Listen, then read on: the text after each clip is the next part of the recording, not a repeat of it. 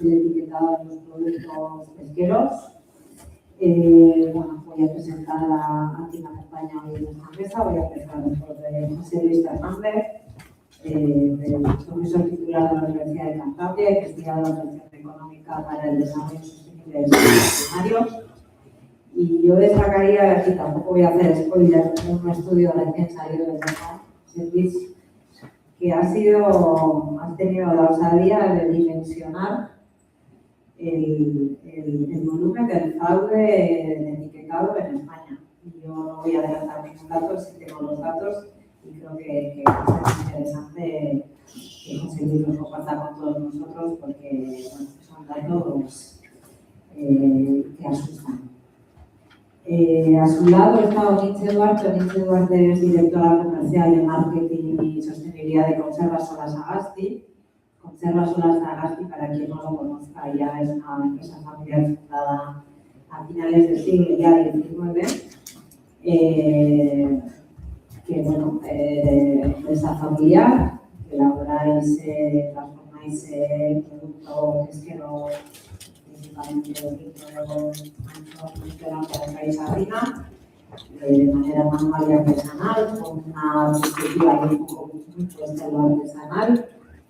Y además habéis hecho una apuesta muy importante que me consta en identificaros con marcas, sellos distintivos. Habéis hecho apuestas con varias, entendiendo que eso os puede proporcionar un posicionamiento en un nicho de calidad, en distinción.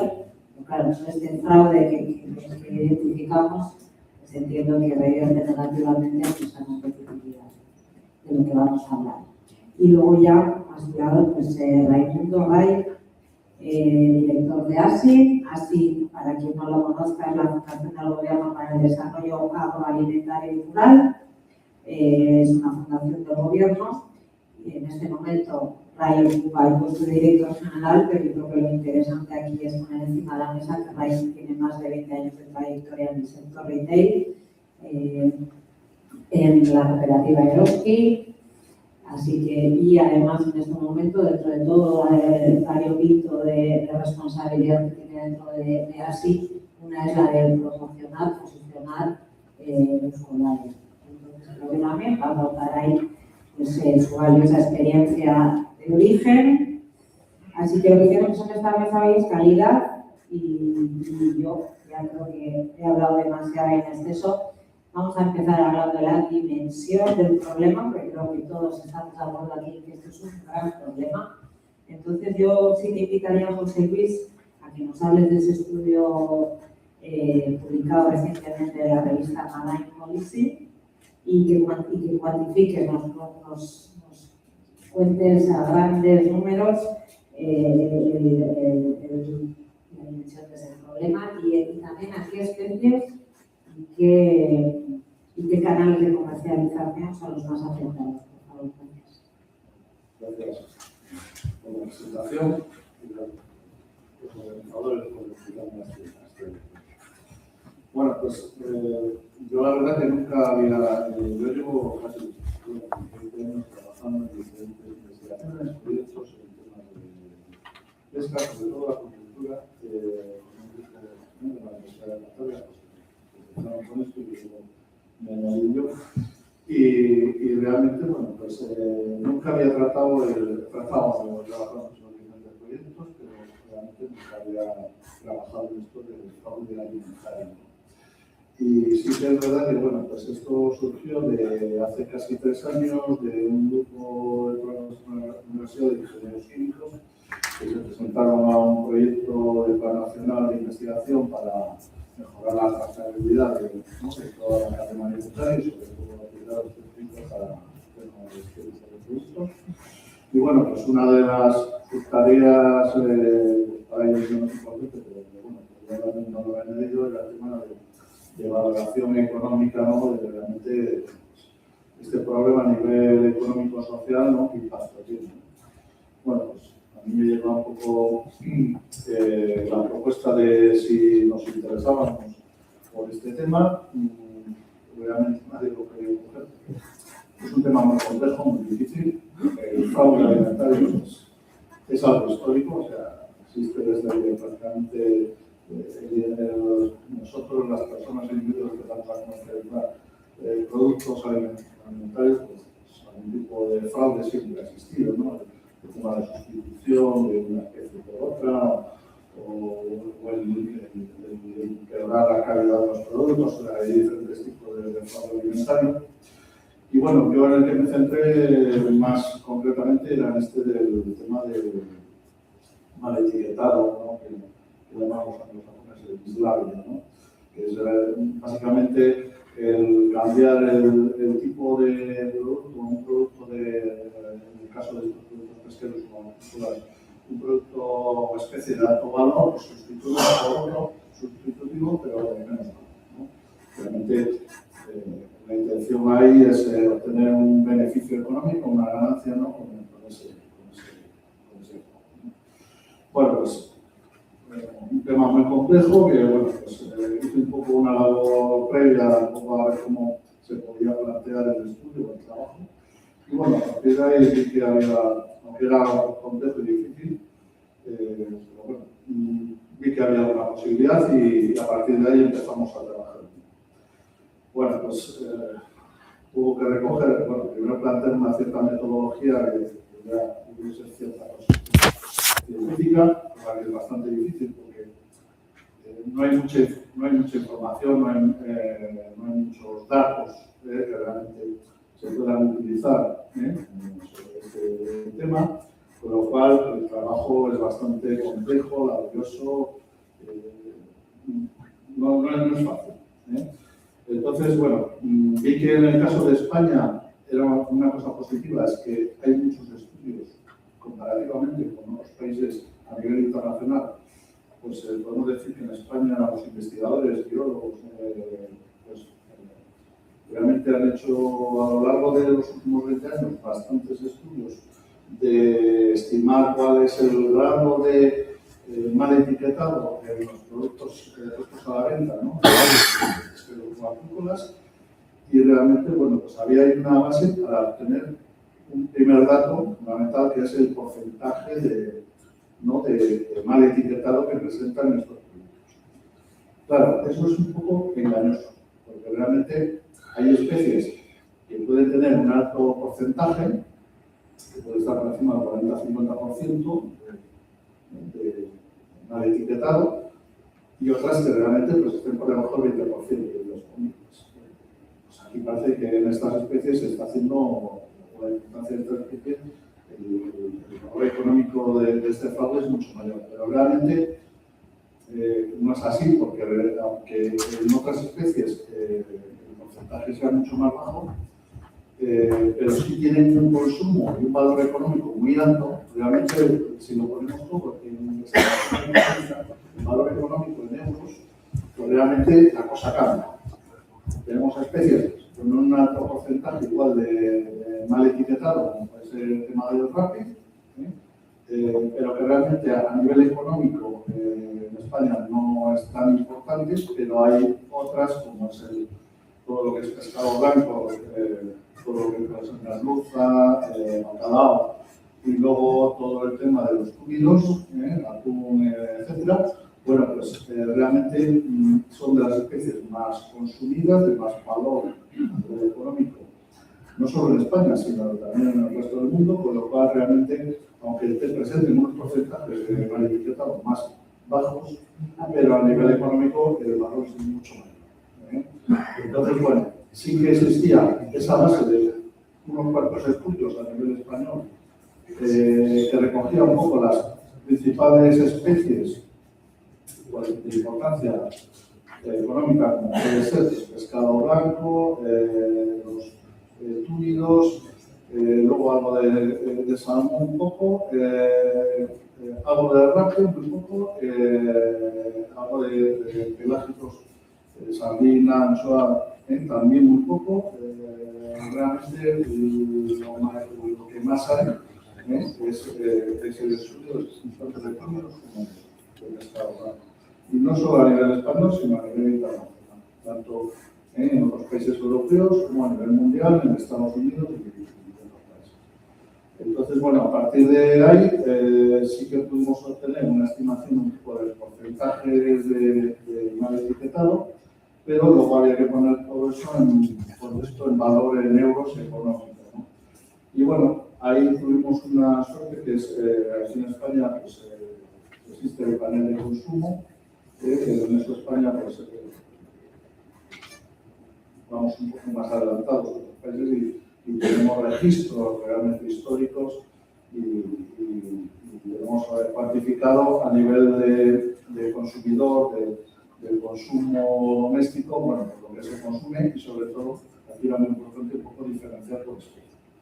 Entonces, bueno, pues pudimos entrar a valorar cuánto se consume al año normalmente, ¿no? en las principales especies y a partir del porcentaje de mal etiquetado que habíamos encontrado en esos diferentes estudios, pues un poco poder calcular o estimar ese impacto económico que tiene este problema. 320,1 millones de euros. Sí, eso es, viene a representar más o menos entre un 6-7% del valor del consumido. Es un valor bastante conservador, porque realmente aquí no entra el consumo fuera del hogar, o sea que realmente donde precisamente igual hay más problema de mal etiquetado, realmente este problema de fraude, que es que hay un restaurante, por ejemplo, puede ser, y entonces ahí eso no estaba contemplado. Y luego hay especies que obviamente pues no se han contemplado, no se han tenido en cuenta, porque realmente su valor pues, no es tan importante, pero bueno, hay por ejemplo el tema de cefalópodos, moluscos, bueno, pues realmente no hay datos y realmente bueno, aquí en España pues una región y de otros bivalvos, bueno, pues el pulpo también y calamar, bueno, pues realmente sí que sería interesante tener algún dato, sobre todo algún estudio científico que haya valorado si hay que pueda cuantificar en porcentaje cuál es el problema real que existe con esas especies. Por eso digo que es un poco conservador en ese sentido. No puede. Claro, José Luis, voy a pasar contigo, Nietzsche, ¿vale? Yo, la Sagasti, nuestra conservera ha hecho una apuesta evidente por la trazabilidad, por la certificación y bueno, entiendo que cuando vas a un supermercado y ves tu producto que ha hecho una apuesta, una inversión y está en el mismo rango, ¿no? Que el producto que no lo ha hecho, que utiliza unas etiquetas, pues, falsas, si podemos llegar a decir eso, ¿cómo se afecta? ¿Cómo se afecta? Es un tema reputacional, es un tema de imagen, es un tema de precio. Yo tengo que decir honestamente que cuando hablamos de fraude, yo que llevo trabajando un montón de años en el sector, a mí me parece que yo no diría que en España hay fraude, por lo menos yo no considero.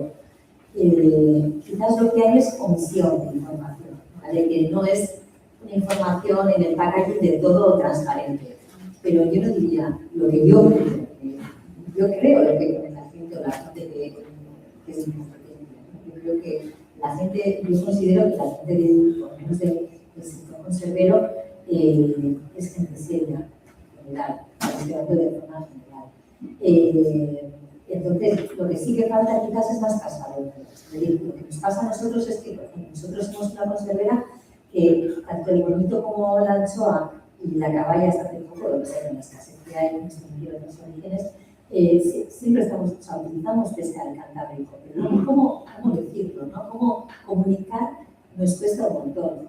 Y diferenciarse ahí, porque claro, al final el precio, claro, te posiciona, pero claro, el consumidor, nosotros lo que tenemos son pocos recursos para poder comunicar. Una empresa más grande, una conservera más grande, aparte del packaging, tiene otros elementos para poder comunicar. Pero una empresa pequeñita como nosotros, de 15 centímetros, en un estuche así, tiene que intentar decir todo, ¿no? Y nosotros tenemos pesca de Cantábrico, pescar caña, entonces es muy complicado. Pero bueno, pues ahí está nuestro trabajo en intentar, bueno, dentro del mismo pack hay que intentar decir. También tenemos que decir que es verdad que las leyes también nos limitan mucho, ¿no? Porque tú quieres decir el Cantábrico, pero solo puede ser pesca de la zona FAO 27.8C. Entonces, claro, es que eso a la hora de comprar el pescado también dices, bueno, por ejemplo, en el caso del bonito, si estás comprando en una portería que resulta que han pescado en una subzona diferente al punto 8C, ya no puedes poner desde Cantábrico. Entonces nos encontramos más con ese tipo de limitaciones, es decir, la falta de omisión del resto para ser más transparentes, y cuando quieres ser transparentes, las limitaciones que tenemos por ley, ¿no? que nos limitan a luego en la compra o etcétera de la materia prima. Estoy contigo. Entiendo que lo escolar lo que en cierta medida quiere revertir es eso, ¿no? Es el fraude que ha afrontar desde la institución, desde la administración pública, es un apoyo, una política pública para poner en valor lo que hay detrás del origen y el producto preparado con calidad. Ahí, si fuésemos también nuestra visión, desde esa búsqueda escolar y cómo puede ver positivamente la calidad del producto. En este caso, primero agradecer a la organización el espacio que nos hemos prestado esta jornada para poder hablar en el momento del trabajo que venimos realizando, pero también por las ponencias que hemos tenido la oportunidad de escuchar hasta ahora. Tengo aquí la vez que estamos pensando que ha aprendido bastante, así que os agradezco. Como estamos en tiempo de descuento, yo intentaría resumir al máximo lo que resumiría en una cifra, ¿no? Que sus escolares diría que son 34, porque son 34 los años en que empezamos a hacer este trabajo de certificación y control, ¿no? Para poner en valor el producto de Euskadi, el producto también más un producto típico, un producto en el que queríamos llevar durante toda la línea, durante toda la cadena de valor, hasta el propio consumidor, en los formatos diferentes agentes. Creo que tener una herramienta durante tanto tiempo que dure todavía con los cambios tan importantes que se han producido, no solamente en la situación de la pesca, sino también en los hábitos de consumo, que es muy importante, en la propia industria, la conservera o otro tipo de industria también. Tenemos introducidos productos de escolares que técnicamente es diferente, luego sigue siendo igual de válida ahora y además ha tenido una capacidad de adaptación a los tiempos también importante, y eso sin duda alguna es el reto que tenemos ahora las personas que estamos trabajando en la fundación así. Y si tuviera que establecer cuáles han sido las razones de ese éxito reputacional y que el nivel de notoriedad o de conocimiento destacar, ¿no? Que se conozca en tantos mercados diferentes de Euskadi, desde luego es porque desde el principio se establecieron dos ejes, dos estrategias totalmente diferentes en lo que sería el sentido de la empresa. Una de ellas mirando al sector, intentando valorizar el producto euskaldun dentro del sector y además conseguir esa rentabilidad necesaria, mejorar ese resultado tan necesario a la hora de hacer ese trabajo. Y luego, por otro lado, el ir creando ese hábito de compra y de consumo de un producto de mucha calidad, un producto de alta calidad, un producto con una certificación que la podemos llevar durante toda la cadena de valor, ¿no? Hasta conseguir pues, un orgullo casi, ¿no? El tener este tipo de producto en los lineales, pues por también cerca como otras conserveras, que es el caso de la pesca, ¿no? Y luego también hay otra parte que me lo comentaban en muchas ocasiones en ASI, ¿no? Y que poco a poco me voy haciendo la idea de que eso es cierto. Nuestro trabajo es ayudar a vender, no vender, sino ayudar a vender. Y eso significa que andamos como un poquito menos apurados y con no tenemos tanta presión, ¿no? A la hora de poder trabajar. Te escuchaba aquí y en mi anterior etapa, antes de entrar a la fundación ASI, desde luego la dificultad es inmensa, ¿no? A la hora de poder meter tanta información. Pero hoy en día, además, es meter tanta información en algunos productos en un momento en el que el paradigma de la compra ha cambiado totalmente. Antes íbamos a comprar y era un acto de sociabilidad y de ocio. Y eso ocurría hace cerca de 20 años, o sea, el inicio del siglo. Salvo un periodo de la pandemia en el que se puede recuperar un poquito esa costumbre, ahora cuando vamos a comprar, vamos porque no nos queda más remedio que ir a comprar. No vamos a leer a las tiendas cuáles son los productos, es algo que se ha identificado hace años, ¿no? Entonces, este trabajo de identificación de información realmente es complicado luego poderlo trasladar, ¿no? Si vamos a comprar viviendas de la casa, que puede ser una costumbre, lo que queremos es acabar cuanto antes esa compra. Tenemos que buscar sistemas nuevos de información. Yo creo que hay que buscar cuáles son realmente esas líneas, esos medios, ¿no? Para esta formación que necesitamos trasladar, esta comunicación, pero yo creo que ya en realidad da igual, también hemos mostrado que las finanzas pequeñas cada vez es más complicado. Entonces, esa adaptación es a la que nosotros también estamos trabajando. Yo luego también sobre el fraude, no me he quedado realmente preocupado por la cifra, ¿no? Nosotros, ¿cómo certificamos? Nosotros trabajamos con incidencias que podemos ir viendo o destacando una cadena de cuestiones que no nos parece que son correctas, ¿no? Y alguna de ellas, evidentemente, acaban en fraude. Yo diría que mayoritariamente no es ese el problema más grave. Pues, además, nosotros tenemos una normativa que la aplicaríamos en cualquier momento si tenemos una cuestión de fraude, sino lo que hay también es falta de información, falta de comunicación y, desde luego, pues, esta vida más rápida y este trabajo tan rápido, pues en ocasiones es como muy difícil. El trabajo está en encontrar esas incidencias que se provocan, si se provocan con mucha frecuencia, si se provocan en alguno de los sitios concretos de la cadena de valor, para seguir manteniendo esa reputación que necesitamos.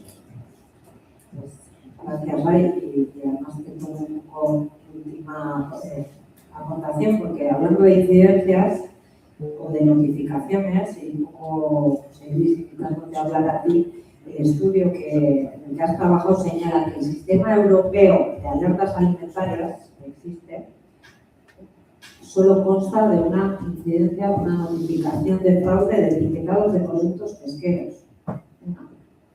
Hablamos de 320 millones de fraude al consumidor, una única alerta. Entonces aquí las opciones son varias. Es que el sistema de atención no funciona, es que los que intencionadamente quieren cometer fraude lo hacen maravillosamente bien, lo cual no nos enteramos, o es que es un tema absolutamente no prioritario. Bueno, yo creo que hay varios factores. En primer lugar, hay que decir que aquí en Europa sí es verdad que ha habido una tendencia decreciente. Decreciente, es decir, sí que se observa, sobre todo a partir de la aplicación de la Ley Europea 2013, que a partir de ese momento sí que hay un mayor control, una mayor exigencia en cuanto a etiquetado de esos productos, y eso ha llevado pues, se observa empíricamente pues, que hay un descenso en el porcentaje de mal etiquetado en los productos. También es verdad que esto varía por barrios, es decir, dependiendo del país, también la cosa cambia. O sea, que Europa no es todo igual. Y entonces aquí también interviene lo que puede ser la intervención de los controles de cada país y también un poco la conciencia que tenga el comprador o consumidor de esos productos. Y sí que se observa que hay países pues, a nivel europeo como Reino Unido, tenemos Países Bajos, Suecia, donde realmente no suelen aparecer porcentajes altos de mal etiquetado en los productos, puede ser una cosa bastante habitual encontrarse con porcentajes bajos, y en cambio en otros países más del sur, ¿no? Como el caso de España o de Italia, por ejemplo, pues te encuentras que los porcentajes son un poco en promedio más altos, ¿no? Pero sí que es verdad que ha habido una reducción, una tendencia decreciente desde la normativa europea de 2013 sobre etiquetado de estos productos, donde hay que dar mucha información sobre la especie, el nombre científico, el origen, el tipo de producción, o sea, hay mucha información y realmente pues, hay un mayor control, y eso pues, ha incidido en esa Ahora, sobre el tema de la alerta, pues me chocó bastante. Hace poco, no sé si fue hace un mes o hace 2 meses, volví otra vez a revisarlo, a mirarlo, y realmente no había nada. Pero es que no parecía nada de ningún país europeo. Algo extraño. Porque realmente yo creo que igual interiormente los productores nacionales europeos igual somos más conscientes, incluso más conscientes del problema. Pero realmente también hay mucho que viene de fuera. Hemos hablado del tema de importación. Realmente el caso que yo había tenido ahí era una importación precisamente que se había declarado como calamar de la India y que no era calamar. Y solo aparecía ese caso. O sea, es un poco chocante que digas, a nivel europeo, hay una partida de importación que tenga mal etiquetada, donde el tipo de especie no es la correcta. O sea, a mí me chocó. Realmente yo no sé ya si es que no funciona bien el sistema o realmente no está habiendo un suficiente control o hay ese control, pero luego no se traslada, no es transparente y no se traslada a este tipo de sistemas. Bueno, es una cosa que igual sí que habría que revisar.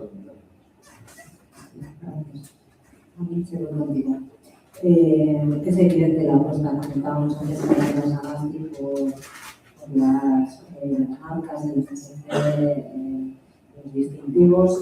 Y yo tengo una curiosidad, que es, ¿realmente luego el consumidor lo valora? ¿Está dispuesto a pagar más por ello? Porque también luego se puede extrapolarlo, ¿no? a las instituciones, ¿no? Que hace el esfuerzo que hace la flota con sus certificaciones de diferentes especies, ¿no? Y luego es esa traslación a la valorización real, a la disposición del comprador a pagar por ello, ¿no?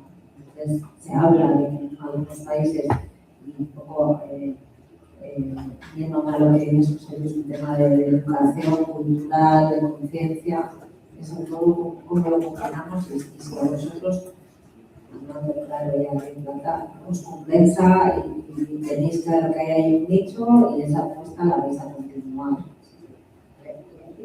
Nosotros exportamos el 60% de lo que vendemos.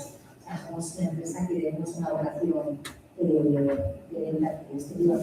Hay que distinguir quizás España como país consumidor y el resto. En España hay cadenas de alimentación que sí que en sus propios productos indica que el pescado es etcétera, pero el consumidor no termina de identificarse con. En España en general los consumidores somos mucho alrededor, más que a ese tipo de.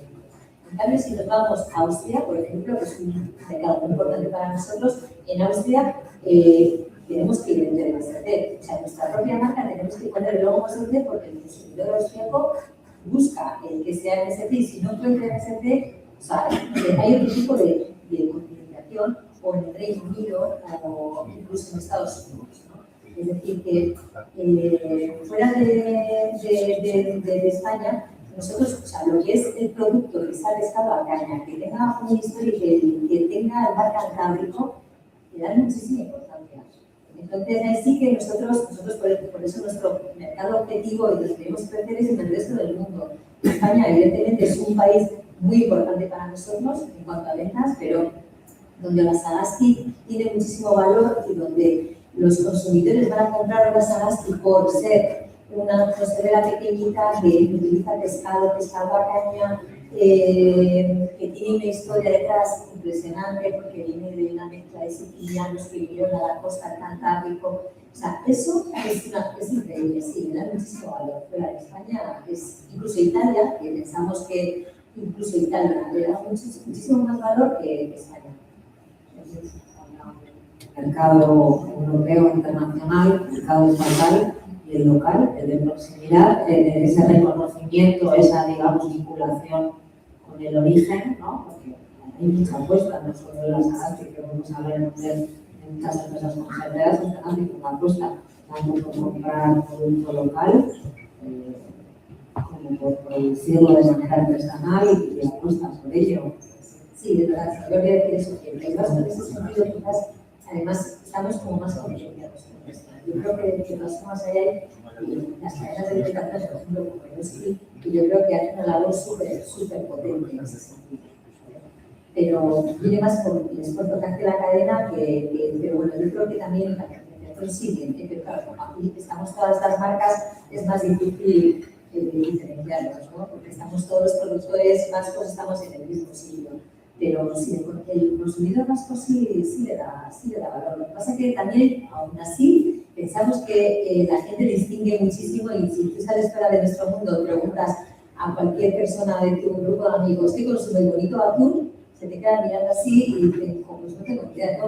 La lata de pues es que el bonito es un producto de aquí y el atún no. Pero que aún así que pensamos que la gente sabe mucho más que los que estamos en el sector, o sea, y los que estamos en el sector pensamos, pero en realidad la gente sabe mucho menos de lo que Vale, es que el caso, para ti hablamos de 34 años de apuesta escolar, casi hemos hecho un ejercicio de retrospectiva.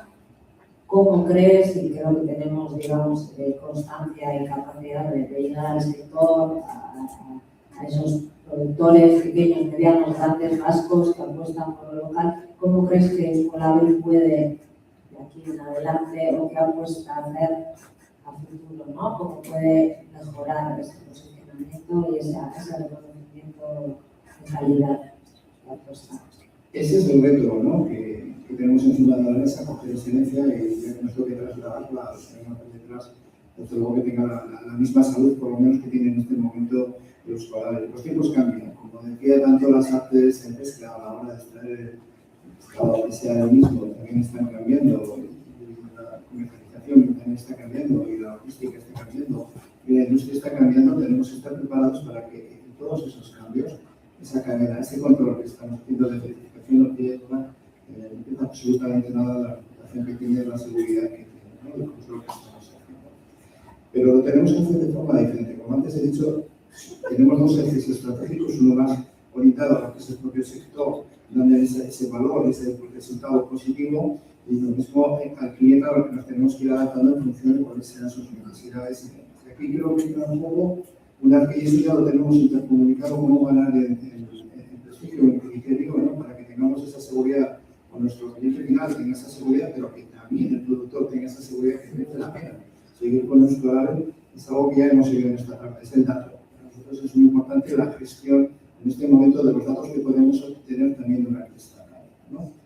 Esta misma semana, hablando con el equipo de soporte, uno de los equipos de soporte informático que tenemos en ASI, que es uno de los fuertes en los que hemos trabajado durante muchos años, me comentaban también que había un cambio de paradigma en el dato a la hora de utilizar el dato. Está previsto que prácticamente se puede hacer todo ya, ¿no? Con los datos. Pero tenemos que ser capaces de convencer desde el primer eslabón de esa cadena que ese dato repercute muy positivamente en los resultados de los que empiezan a trabajar. Sino lo que están realmente son monitorizados, efectivamente, pero que esa monitorización que luego se va a llevar durante toda la cadena, cuando llega hasta el consumidor y donde llegan los resultados, y donde gracias al dato también estamos recibiendo ya resultados de qué notabilidad tiene el ave, cuáles son los productos que se están moviendo, cuáles son aquellos de los productos más elaborados que más se venden, ¿no? Para que esta información la podamos llevar a ese primer escalón y que podamos indicarles cómo puede ser la orientación y lo que está pensando, ¿no? Y dentro de esa cadena y esa capacidad que tenemos de tener desde el primer eslabón hasta el último eslabón, el tipo de comunicación, el tipo de información, o la llegada, cómo llegar no solamente al cliente, sino también a la cadena, es generar una historia diferente, ¿no? Es una historia en la que podamos ver. Estamos en una sociedad que si yo compro hoy una carcasa de un teléfono, ¿no? Voy a una página web, marco que quiero esa carcasa de teléfono, puedo seguir la trazabilidad de esta carcasa desde que hay alguien que acepta el pedido, que dice que sí, que lo voy a servir, y me va contando los días que va a costar y dónde está en ese momento, ¿no? Y cuándo va a llegar. Y prácticamente el último momento, cuando levanto el ojo de la pantalla, aparece ya la persona con la carcasa, es una carcasa, ¿no? Con un producto como el burrito, o con el atún, o con una conserva, ese tipo de historias también las tenemos que llevar, y aunque parezca como algo banal, ¿no? El hablar de alguna forma determinada, en realidad también lo que estamos transmitiendo es responsabilidad, ¿no? Y cómo tenemos ese control y esa certificación que pueda asegurar que ese producto no hay que pagar un dinero determinado, cuando hay que pasar por caja, merece la pena hacer. Tenemos en Euskadi consumidores que son muy exigentes ya, que cuando compran, ya empezamos a conocer, están comprando productos escolares, también están comprando productos de calidad, no con la frecuencia quizás que a nosotros nos gustaría que fuera mayor, pero desde luego que sí que tenemos consumidores que pueden cambiar luego de comprar en función de sus circunstancias, ¿no? Pero que sabemos que es exigente y que va a pedir esa exigencia. Podemos tener. Hay que hacer una adaptación de todo el proceso permanente para que no perdamos esa batalla. Hemos hablado de etiquetados más exigentes, control, tema de educación, sensibilización al consumidor. Aquí hay uno que me llama muchísimo la atención y es para ti, José Luis Laporta, es el tema de identificación genética. ¿Nos puedes contar un poco así súper breve en qué consiste? Es una metodología que utilizan, yo no soy economista, no soy experto, pero es verdad que en todos estos estudios donde se valora seriamente y se identifica si hay un mal etiquetado, es a través de unas pruebas biológicas basadas en la mayoría en temas de ADN, pruebas de PRC, de hogar, yo creo que no soy un experto en eso, pero sí que he tenido que aprender algo sobre ello, ¿no? Y realmente con esas pruebas tú puedes identificar según digamos, el código que tiene la especie original, tú puedes comparar la muestra que tú has cogido, el producto que hayas cogido en un supermercado, en un mercado, en una pescadería, tú puedes valorar si realmente ese pescado realmente es de esa misma especie, porque realmente, claro, todos pensamos que merluza solo hay un tipo de merluza, no, hay muchos tipos de merluzas. Anchoas, anchoas de Cantábrico sí, pero luego hay anchoas de Perú, anchoas de Argentina, el anchoveta no es exactamente igual que la anchoa de aquí, entonces hay diferencias, ¿no? Entonces ahí se puede identificar claramente si lo que te han puesto en la etiqueta realmente coincide o no, con bastante precisión y exactitud, incluso hasta si el producto ha sido cambiado o procesado, se puede identificar, es que incluso se puede identificar hasta el lugar de procedencia de ese pez que ha sido pescado. O sea, se puede detectar claramente si ha sido Atlántico Norte, Atlántico Sur, Pacífico, o sea, realmente estas técnicas realmente son muy importantes para detectar los temas de fraude alimentario. También hay que aclarar que antes no siempre, por encontrar una no congruencia, ¿no? Siempre es intencionada, ¿no? Siempre puede haber casos, ya digo casos, ¿no? De que realmente ha pasado esto, pero no porque la intención haya sido defraudar o generar un beneficio económico, sino ha sido por un simple error. Por ejemplo, cuando estás pescando en alta mar y estás haciendo igual una selección o una separación de lo que es pescado, pues ahí puedes equivocarte mismo en alta mar. Incluso yo recuerdo una anécdota hace 2 años en otro país, en Australia precisamente, y en una cadena hotelera muy importante a nivel internacional, y nos servían un tipo de langostino certificado de cultivo de Australia. Nos sirvieron allí en la comida y como era una reunión de expertos sobre temas de agricultura, pues hubo una persona que dijo, este no es de aquí. Y dijo, este langostino no está cultivado más. Fue a preguntar el que organizaba el evento, fue a preguntar al director del hotel y le confirmó que realmente había venido de Indonesia.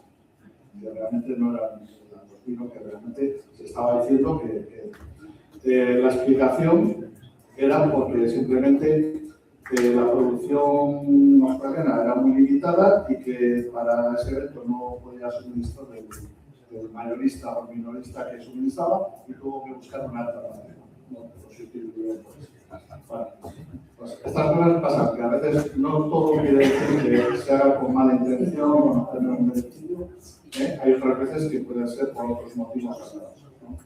Y eso no lo podemos llamar fraude, porque el fraude siempre tiene que haber una intención de tener beneficio.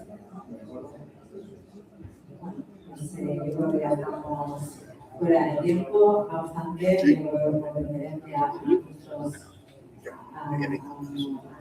ponentes participantes de la mesa, pues sí, estaría bien hacer una ronda.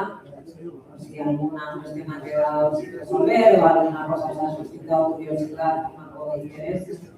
Así que confirmaros que ya terminamos, estamos ya a punto de todos salir disparados de esa mesa. A seguir compartiendo, pero bueno, yo sí os invitaría a hacer alguna pregunta que están aquí.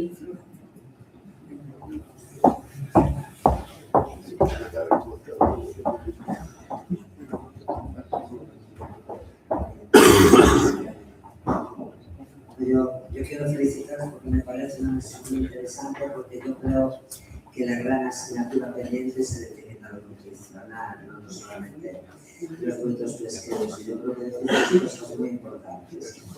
Primero, yo personalmente no tengo estudios, pero me pasa como Nietzsche. Yo creo que no hay tanto fraude, o por lo menos tanta intencionalidad de fraude, sino que hay dificultad para comunicar.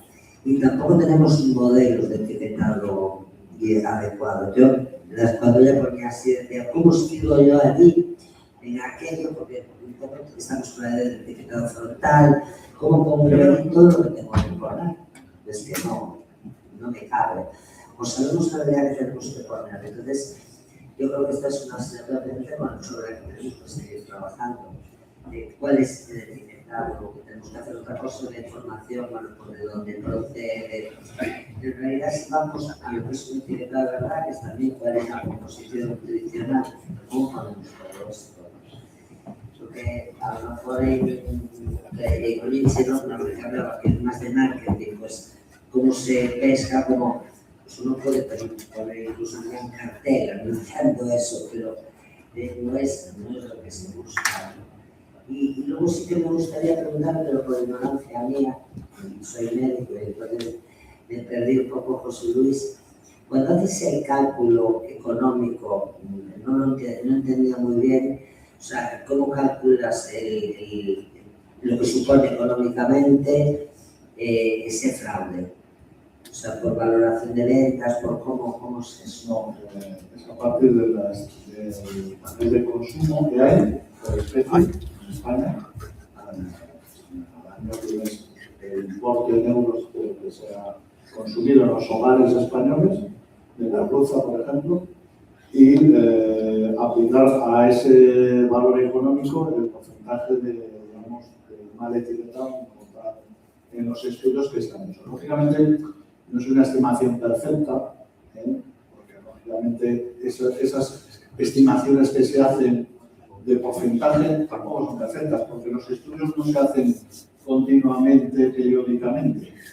Los estudios se van haciendo así, a cachitos. Entonces, ahí influye también mucho el tamaño de la muestra, porque hay estudios donde la muestra es muy pequeñita, y entonces, claro, si es una muestra muy pequeñita, si has cogido dos de una especie y te sale uno mal, es el 50% de mal etiquetado.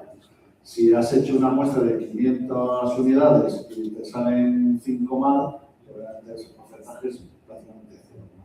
Entonces eso también influye, ¿no? Hay que tenerlo en cuenta cuando se hacen estos datos.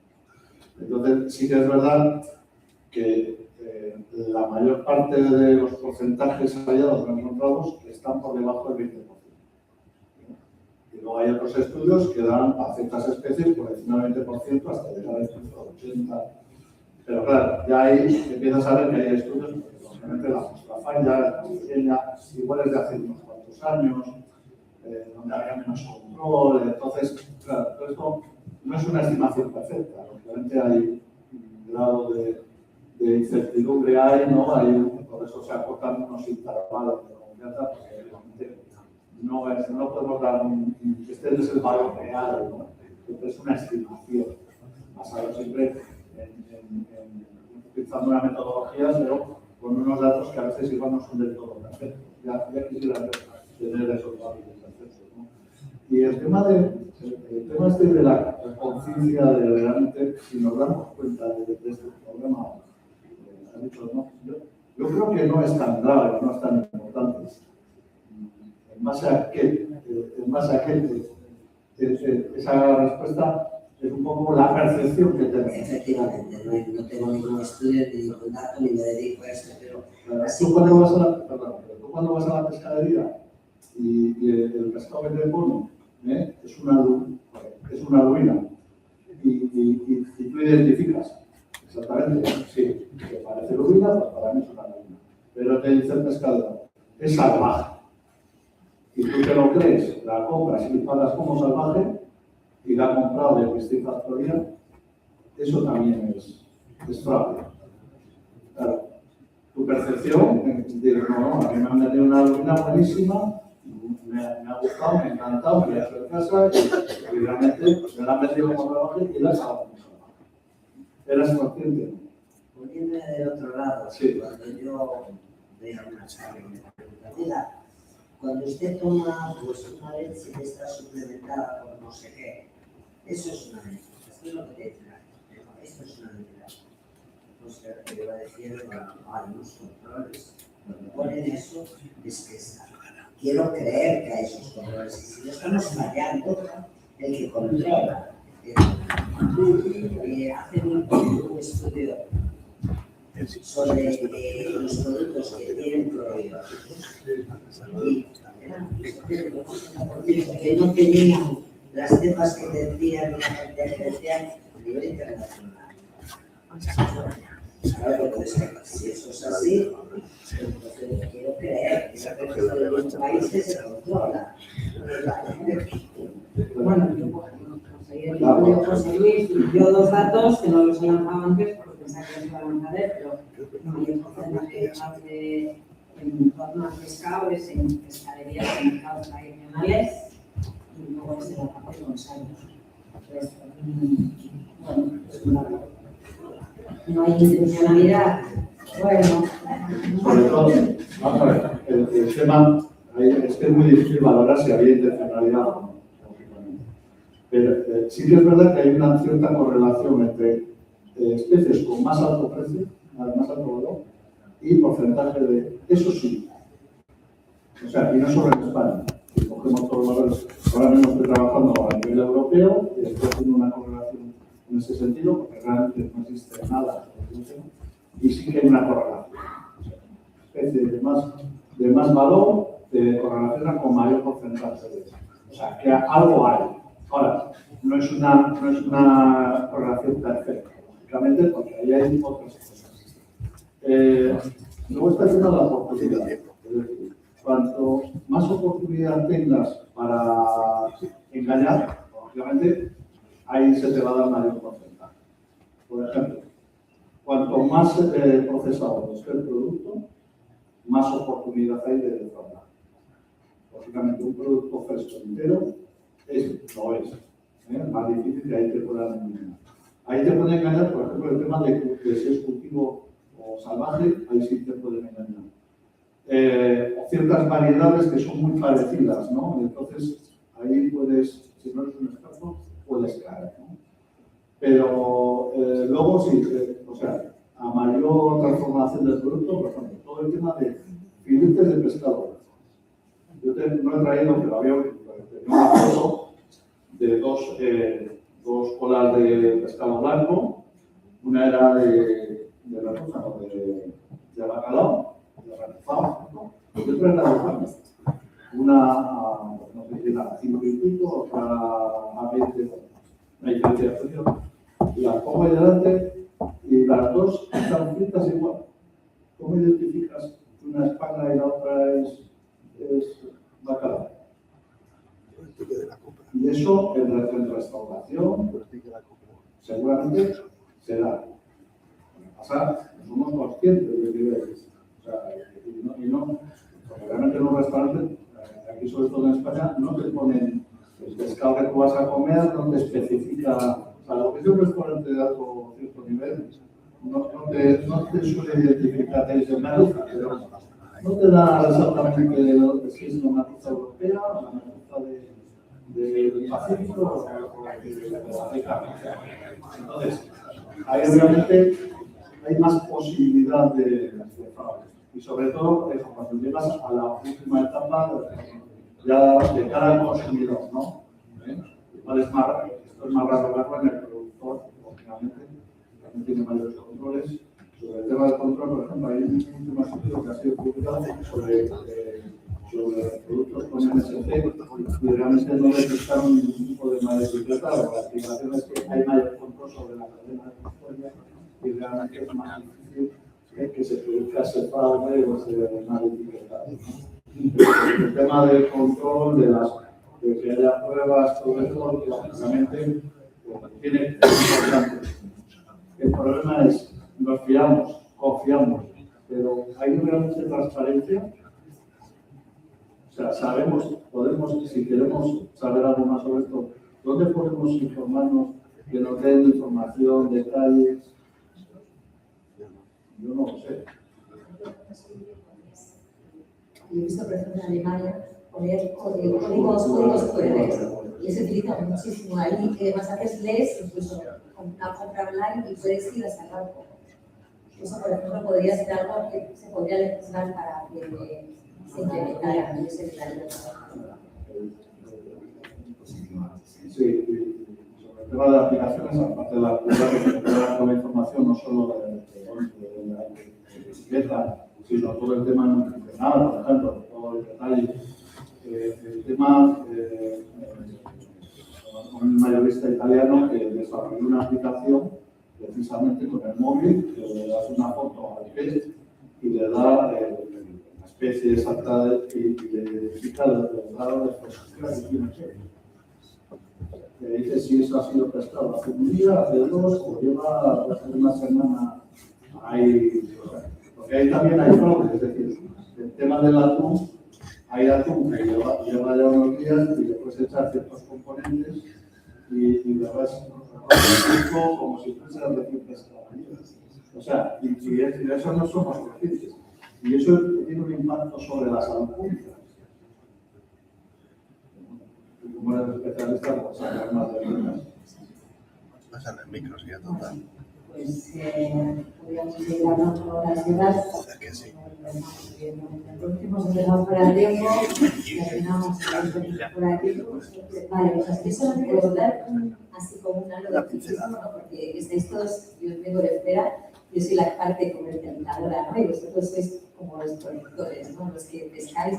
Por eso así como un halo de esperanza, yo creo que el mar Cantábrico tiene muchísimo potencia como concepto, que quizás no se valora o no, cuando se está metido dentro de lo que es la propia pesca, pues no lo veis, ¿no? Pero que yo que vengo de fuera y intento y estoy vendiéndolo fuera del mundo, que no sabes, o sea, que tiene una historia súper bonita, porque si estas las especies que tienen aquí no están todo el año, tienen como un proceso migratorio, toda esa historia es increíble. Y que de verdad que tenemos que intentar, y comentaba por Miguel, que tenemos que buscar una forma para poder seguir potenciando, porque el Cantábrico tiene mucha historia y hay que intentar contarlo al mundo para que le demos mucho valor a los productos fuera de aquí. Voy a dejar como esa esperanza que no son todos los problemas, sino que son, bueno, los caminos potenciales que podemos tener, ¿no? Es decir, que es el futuro de la pesca y no todo es negativo, es muy positivo también. Porque casi a veces bastante de comprar productos, ya casi no compramos productos, compramos relato, creo que era lo que hay detrás. Y yo creo que sí, de cara de aquí afuera, creo que parte de los que han conseguido esa referencialidad, ese relato y ese valor, lo sois nosotros. Los que trabajáis todo el día en el Cantábrico, lo cuidáis y ahora tenemos que conseguir saber cómo ponerlo en valor. Así que desde Casco, desde Luis, desde la un placer y nada.